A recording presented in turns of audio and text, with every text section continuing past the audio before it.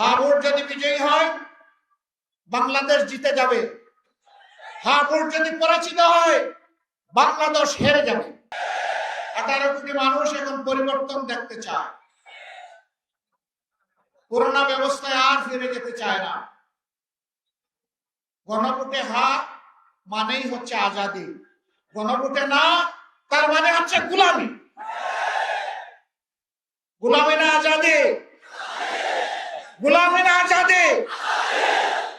ইনশাআল্লাহ 12 তারিখ প্রথম ভোটটা পড়বে হা চিহ্নে। ইনশাআল্লাহ